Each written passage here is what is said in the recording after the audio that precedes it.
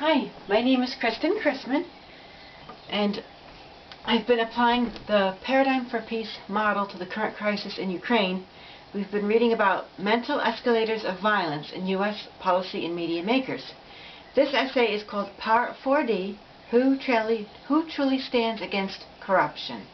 Black and white thinking causes U.S. experts to believe falsehood. And this essay will address false bias number 4. The U.S. is fighting against corruption.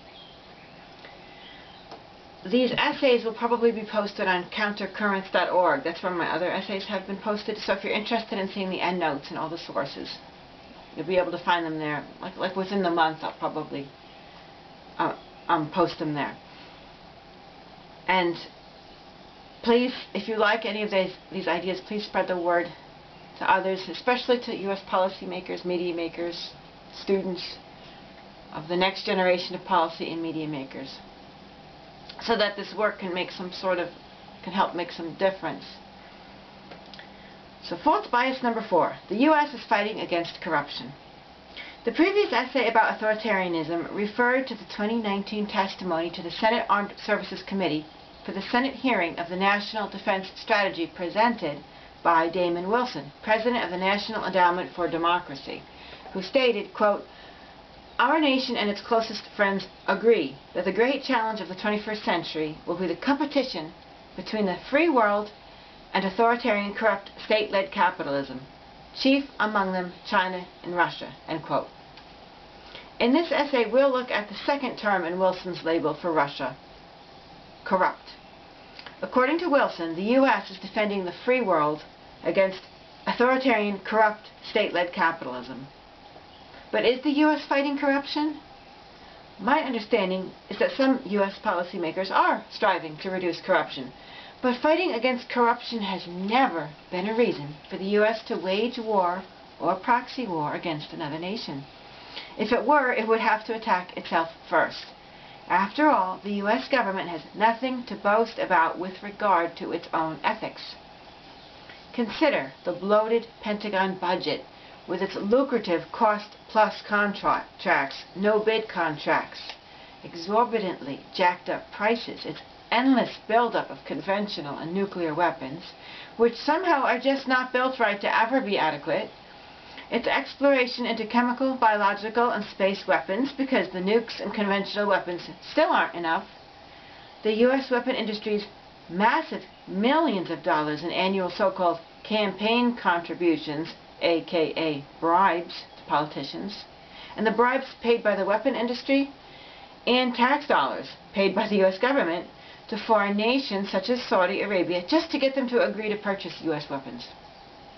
How can anyone look at all that and fail to see that the U.S. government runs on corruption? We, the American taxpayers, are subsidizing the American weapon industry, even though it's killing us economically and physically. We're even paying foreigners to buy U.S. weapons. No one asked for our permission or our opinion. We're just brainwashed to believe it's right or kept in the dark. Is the purchase of U.S. policy by the wealthy so endemic that it's falsely accepted as democracy rather than plutocracy? On the 2021 Corruption Perceptions Index, posted by Transparency International, the U.S. ranked 27th out of 180, with 180 being the worst. That's about 1/6 of the way down the list. In addition to a ranking, each nation also receives a score out of 100. The top 3 nations ranked together as first, Denmark, Finland, and New Zealand, each received an 88. The U.S. received a 67. In this war, supposedly motivated in part by this belief that the U.S. is defending the free world against authoritarian, corrupt, state-led capitalism, U.S. policymakers' ally, Ukraine, is ranked 122, while U.S. policymakers' enemy, Russia, is ranked 136. In terms of scores, Ukraine received a 32, and Russia a 29 out of 100. How can U.S. policymakers possibly state that this war is in part a war of the free world against corruption when its ally received a 32 out of 100 and its enemy received 29 out of 100. Will U.S. policymakers stop fighting Russia once it gets a whopping 32 as a score? It moves from a rank of 136 to a rank of 122?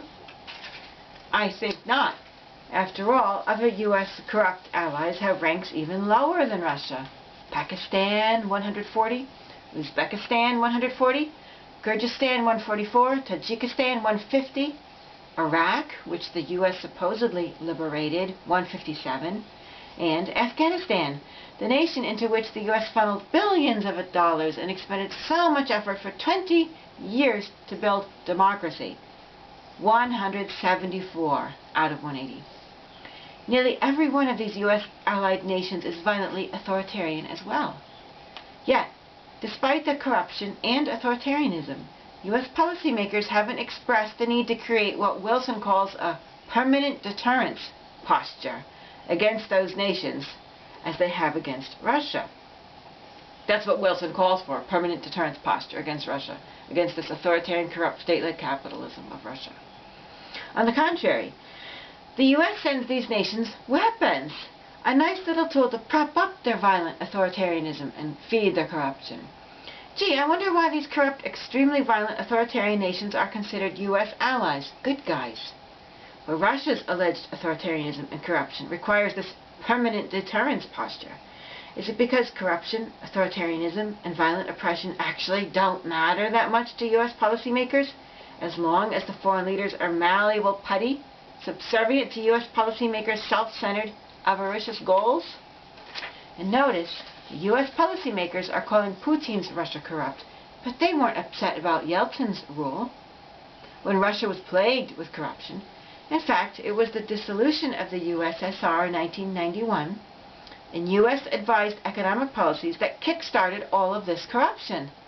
Moreover, U.S. policymakers were totally involved in interfering in Russia's politics in order to ensure Boris Yeltsin's re-election. As Andre Damon points out on the World Socialist website, quote, "The intervention of the U.S. government and President Bill Clinton, personally, to secure the re-election of Boris Yeltsin in the 1996 Russian election was so brazen that Time magazine featured on its July 15, 1996 cover a caricature of Yeltsin holding an American flag, accompanied by the headline, 'Yanks to the rescue.' If the U.S. is fighting corruption, why was it promoting Yeltsin?" According to Karen Darwish's Putin's Kleptocracy, Who Owns Russia? Putin seems to be the alpha and omega of corruption in Russia. Now, I haven't read the book myself, but I read an article about it published in Ned's publication, Journal of Democracy.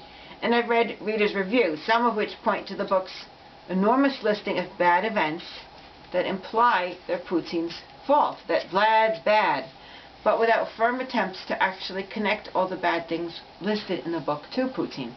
Details of events may be numerous in the book, but proof and connections may be a weakness. However, I haven't read the book and can't confirm the accuracy of these criticisms. And they got very high reviews.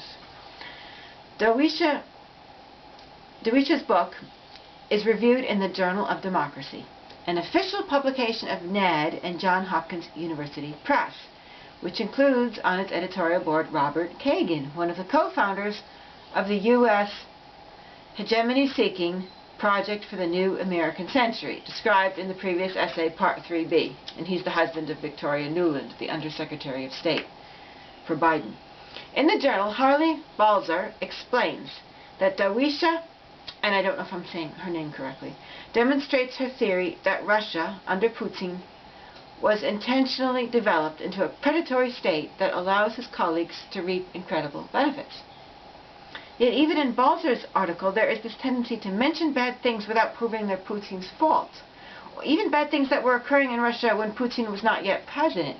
It's as if the reader is supposed to take a hint and jump to conclusions.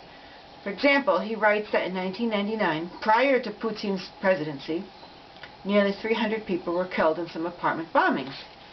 He then writes, quote, "Darwisha provides an astonishing account of convenient accidents, murders, and unsolved disappearances of whistleblowers, disaffected cronies, journalists, and people whose businesses or other assets were attractive acquisitions. However, it's not clear from his article that any of these are definitively linked with Putin. Isn't it possible that many hands were at play? In fact, in her book, Corruption in America, Sarah Shays writes of numerous aspects of the 1991 collapse of the Soviet Union that one would think had much more to do with a general state of corruption played out by innumerable actors, rather than the result of deliberate, malicious intentions of predation by Putin and his cronies.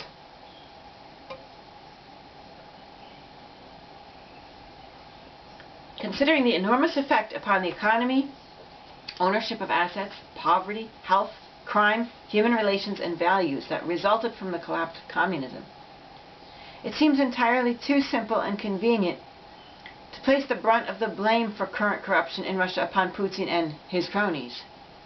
In fact, I would call this blame flinging. The U.S. policymakers once again are not taking any blame for their own role in struggling so long to topple communism, without apparently having put significant thought into the types of effective and safe steps Russia could take once communism was destroyed.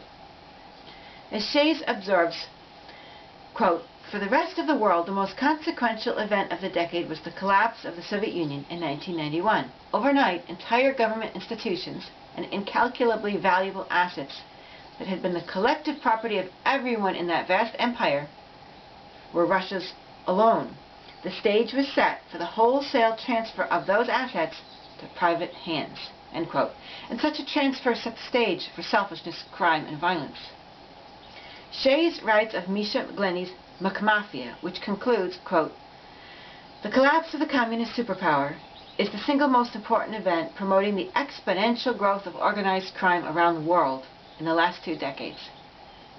Shays adds, "The violence was unheard of too, as private security companies staffed by former murderers or weightlifters or KGB operatives enforced business contracts. It was as though the whole former Soviet bloc was mainlining the Midas disease." She explains, "Classic organized crime is one lens through which to view the madness. Equally fateful was the wholesale transfer of Russian public property to a few individuals. After a phase of privatization open only to the nomenklatura, those with connections, came a voucher program. It was designed by U.S. advisors in league with members of President Boris Yeltsin's inner circle. The theory was that the faster enterprises passed into private hands, the sooner the economy would become efficient." But it ended in disaster. Harvard University's Institute for International Development and President Clinton's inner circle were all involved, with some using, quote, "their insider positions to trade in privatized assets for themselves." Shays explains, quote, "The whole thing was a lavishly funded laboratory experiment in the Reagan-era unfettered pro-business principles that the Clinton administration was validating. Harvard, with its liberal reputation, added to the validation," end quote. Yet violence and crime were only some of the negative consequences of the 1991 collapse of communism. The shock therapy of capitalism, believed to be so salubrious for Russia, had disastrous effects. A 2001 UNICEF report found that the capitalist reforms imposed upon Russia in the 1990s caused 3.2 million excess deaths, resulting in a 6-year life expectancy decline for men. Capitalism caused over 1/3 of the Russian population to live in poverty. Unemployment became massive. Child malnutrition escalated, as did HIV and tuberculosis. Not until 22 years later, in 2011, did Russia climb back up to the level of life expectancy it had under socialism in 1989. Shays notes that and that's from the UNICEF report. Shays notes that along with the collapse of communism came a change in values, with a priority placed on the garish display of wealth and a loss of the sense of civic responsibility. The rejection of communism, rise of poverty, combined with world condemnation of communism, like the world group think about it, and its themes, and communism's themes of economic equality and giving to society, may have led to a 180-degree twist in viewpoints, where luxury, selfishness, and the display of individual wealth became popular as cheap signs of status in the most shallow sense of the word. and independence in the ugliest sense of the word. I would think it was almost a sense of drowning, as people must struggle to maintain a living and feverishly, selfishly protect any wealth or power they've gained. Well, I haven't read any reports on values and attitudes within Russia following 1991 in a cross-sectional analysis throughout society. According to Shays, at least in some circles of Russia, these types of changes in values and attitudes were reported. This decline in traditional morality and social responsibility could easily lead to the rise in violence and chaos, which in turn could provoke a subsequent reaction of authoritarianism. None of these dizzying fallout effects of the collapse can be easily blamed on Putin's leadership. It all began even before he was president.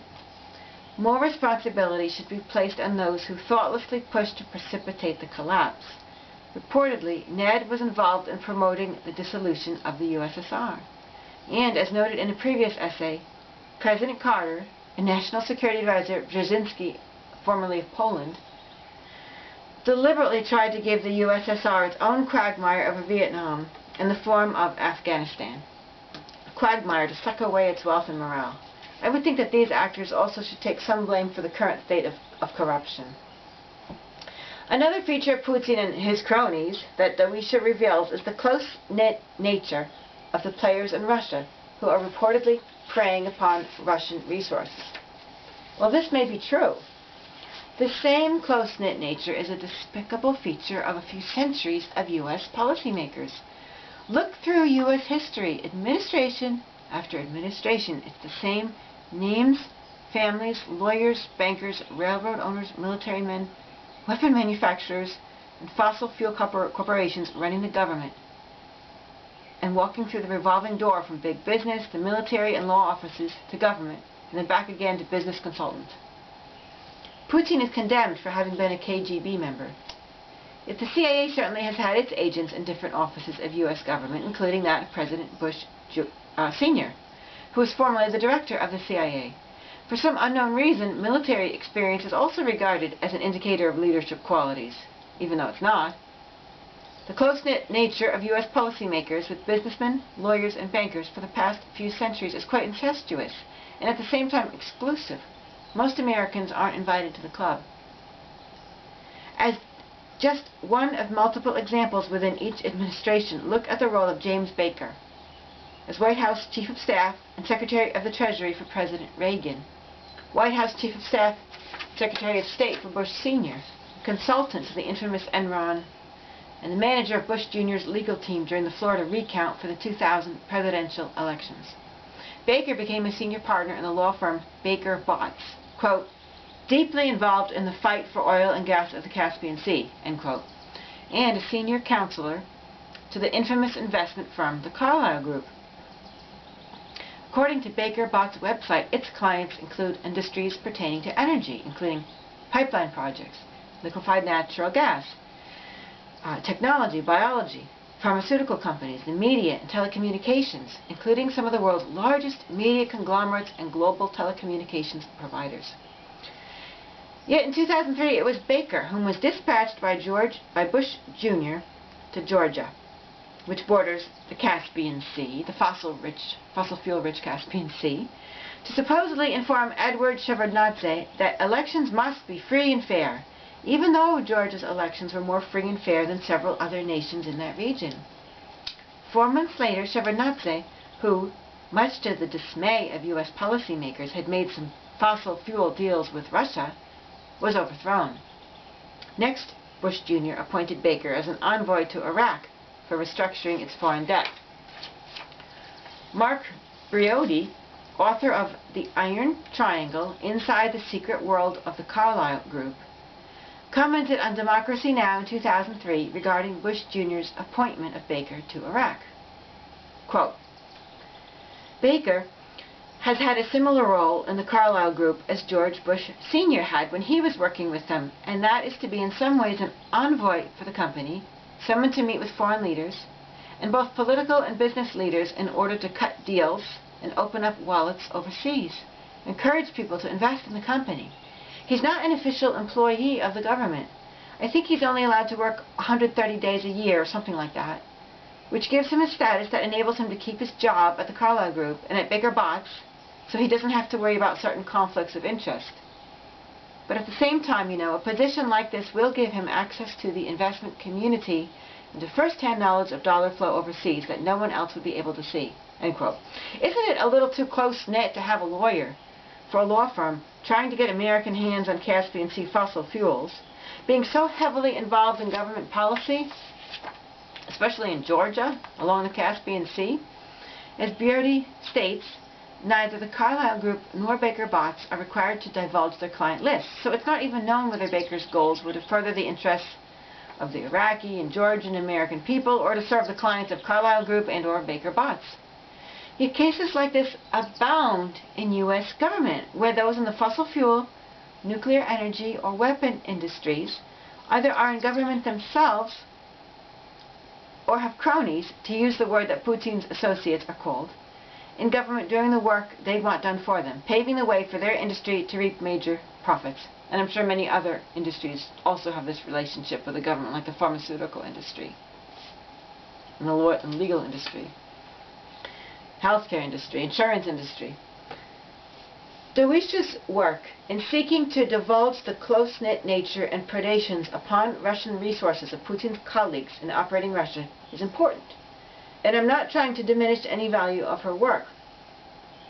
Yet U.S. policy and media makers should not view her work in isolation from the highly close-knit nature and self-centered predations of the U.S. policymaker, businessman, lawyer, banker circle that runs the U.S. And certainly U.S. policymakers have no right to consider such defects in Russia to be justification either for war against Russia, or proxy war against Russia, or a coup, unless they mean to wage war against their own close-knit nature and self-centered predations upon U.S. and foreign wealth and promote a coup against themselves. Americans would do better to use their tax dollars and resources to clean up U.S. government rather than meddle abroad and send billions of dollars in weapons to Ukraine to wage proxy war against Russia. Since U.S. policymakers are guilty of the very corruption and close-knit wheeling and dealing of which they accuse Putin, could it be that U.S. policymakers are angry with Putin because, by nationalizing the energy and banking sectors, he's made Russia's economy a bit more closed off to foreign investors and their profit-hungry hands? If he allowed more Americans to play the corruption game, then would they be friendly towards Putin? Are they also upset with Putin because he spoke in favor of mutual disarmament, spoke against the militarization of space, and justly spoke out against the U.S. hyper-use of force and disdain for international law at the 2007 Munich Security Conference? Do they not like leaders who remind them of universal ethics? Do they not like Putin because he didn't placidly accept U.S.-promoted coups in Ukraine and Georgia, prompted by U.S. policymaker desires for pipelines, fossil fuels, and energy markets for liquefied natural gas? Another weakness in this entire argument about saving the free world and fighting corruption is that the U.S. government's dearly beloved ally, Ukraine, is overflowing with corruption.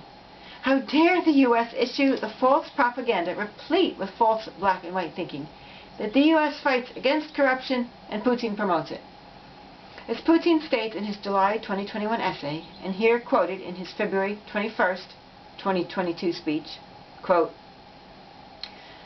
"Corruption, which is certainly a challenge and a problem for many countries, including Russia, has gone beyond the usual scope in Ukraine. It has literally permeated and corroded Ukrainian statehood, the entire system, and all branches of power." End quote. Now, according to the Corruption Perceptions Index, which is based on the perceptions of experts and businessmen, Russia may be even more corrupt than Ukraine. But how many U.S. policymakers even admit that corruption is a problem in the U.S. government? And don't overlook the role U.S. policymakers played in creating the corrupt Afghan government. Prior to the 2001 U.S. invasion of Afghanistan, the Taliban had, quote, cultivated a reputation for relatively clean government. During the Taliban's previous reign from 1996 until 2001, bribes were uncommon, and the justice system was viewed as comparatively honest, and certainly less corrupt than that of the Western-backed government established after the Taliban's ouster. It was U.S. policymakers who replaced the relatively uncorrupt Taliban with corrupt warlords. And it was U.S. policymakers who corrupted them further by making alliances not based upon Afghans' reputations of integrity, kindness, humanity, justice, and trustworthiness, but based upon which Afghans would respond to lures of guns and money. Billions of U.S. tax dollars went into Afghanistan, but somehow the money didn't make it to where it needed to go. During the U.S. occupation, justice in those areas under Taliban control were popular amongst Afghans, quote, precisely because they perceive it as less corrupt and more efficient, end quote. What kind of person in his right mind would think to form a democratic, uncorrupt national government by buying off allies with guns and money and then putting them into positions of political power? The very process is just begging to attract people of the lowest common denominator who are venal, immoral, and corrupt. But then again, as books such as Sarah Shea's On Corruption in America describe in detail, this is how U.S. policies are made. And U.S. policymakers are bought and elected through bribery, intimidation, and, quote, campaign contributions. So perhaps U.S. policymakers thought that since this was the American way, it was the democratic way to create a government. After all, their usual shorthand logic is that anything U.S. policymakers do is democratic by definition. It makes you wonder what credentials U.S. policymakers can possibly have to establish an actual democracy. That leaves us with two more words in Wilson's authoritarian, corrupt, state-led capitalism term. You can bet that U.S. policymakers like capitalism. But what they really don't like is the word state-led. Not because it's government-led, but because it's not U.S. government-led. As stated, Russia's state-led capitalism renationalized some industries such as energy and banking, preventing U.S. businessmen and bankers from accessing all of Russia's wealth the way they probably want to. Based on the U.S. track record abroad, it's likely that what's really bothering U.S. policymakers who are waging this anti-Putin smear campaign is the fact that the Russian government has more control than the U.S. government over the Russian economy. It just doesn't seem fair to U.S. policymakers who, with a pouting stamp of the foot, find Russian control over Russia's economy to be downright adversarial, aggressive, authoritarian, and undemocratic. For U.S. policymakers, there seems to be nothing more unnerving, nothing more indicative of authoritarianism, corruption, inhumanity, aggression, and hidden weapons of mass destruction to boot than a foreign government that doesn't put the satisfaction of U.S. policymakers' interests as the top priority. If a foreign leader won't put U.S. policymakers' wishes first, then that cinches it. He's authoritarian, corrupt, and dangerous. For U.S. policymakers who like their interests and their decisions to be at the core of other nations' and regions' planning, as we already saw specifically expressed in the earlier essay about the Project for the New American Century, state-led is far too independent from the U.S. government. In the earlier essay, Part 4b, and also in the previous essay, we discussed how the black and white thinking that is characteristic of what Gordon Allport called the prejudiced personality can skew a person's perception and understanding of reality. Whether these U.S. policymakers actually realize their own cognitive distortions isn't clear. Do they realize that they're being selfish and self-centered? Or does black and white thinking literally force their brains to perceive the world as good versus bad, thus compelling their minds to see U.S. policies as moral and Russian motives and goals as evil, despite all evidence to the contrary? Does the prejudiced personality's characteristic of selective perception, seeing and remembering only what one is looking for, prevent their minds even from ingesting other information and integrating it into minds, from developing and changing when learning information that contradicts their beliefs?